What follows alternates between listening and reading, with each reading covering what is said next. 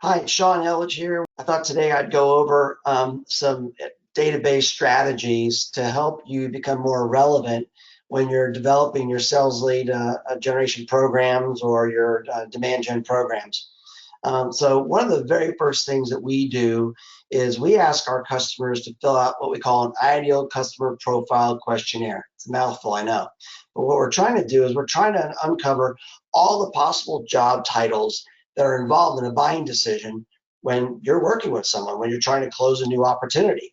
So in some cases, it could be you're working with sales, the C-suite, the marketing department, it could be logistics, it could be HR, it could be all over the place. And the reason why we do this is we need to be able to bucket everybody and put them in unique segments so that when we're sending out our campaigns, that we can be as relevant as possible. Now, this is important because we know, statistically speaking, that there are at least 5 people generally involved in a purchase decision for a company. Some studies, like Gartner recently says that companies between 100 and 500 in size have 7 to 8 people involved, but under certain circumstances, that goes up to 13 and 14 people. So in order for you to influence that purchase decision, you have to be as relevant as possible to all the people that are involved in that process. Now, we have another graph that we use a lot to help explain this.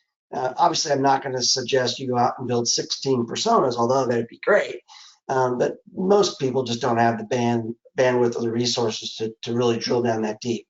But at a minimum, you should be taking your buckets or your segments and really coming up with 4 unique personas. One is the end user, who's actually going to use your product or service, who might be involved in the researching of a provider like you, the decision maker who ultimately is going to sign off on this opportunity, and then there's generally a financial authority involved.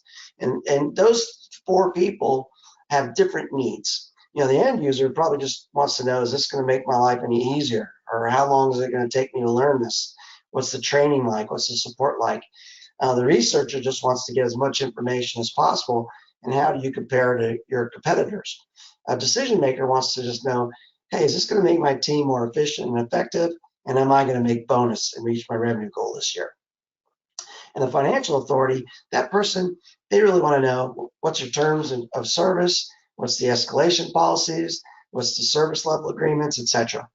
So very unique, different personas, all with different unique communication needs. So in order for you to be successful, you've got to start breaking your data up. So let's take a look. This is a list of about 24,000 people that I pulled for a moving company. And now they generally work with 3 different personas.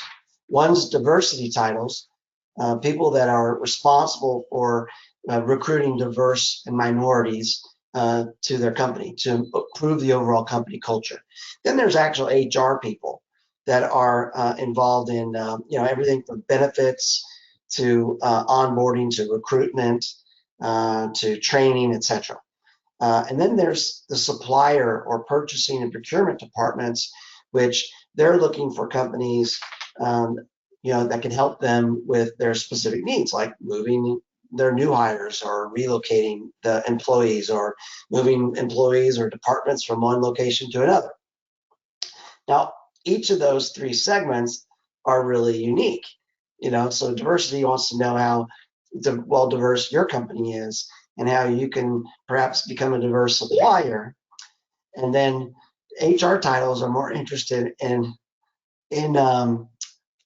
how your relocation programs can help them with their onboarding and recruitment efforts, and provide a good experience for a new hire, because that really sets the tone for that new employee. And then supplier, vendors, those titles, procurement, purchasing, they're going to probably be more concerned about the overall cost, but they'll probably get involved with the escalation policies and the terms of agreement and the overall service level agreements. So the 3 unique conversations that you need to have, and the only way you could do that is by identifying all those personas that are involved in the purchase decision, breaking them up into segments so that now you can start sending them relevant information. Because in this game, it's all about relevancy. Relevancy first.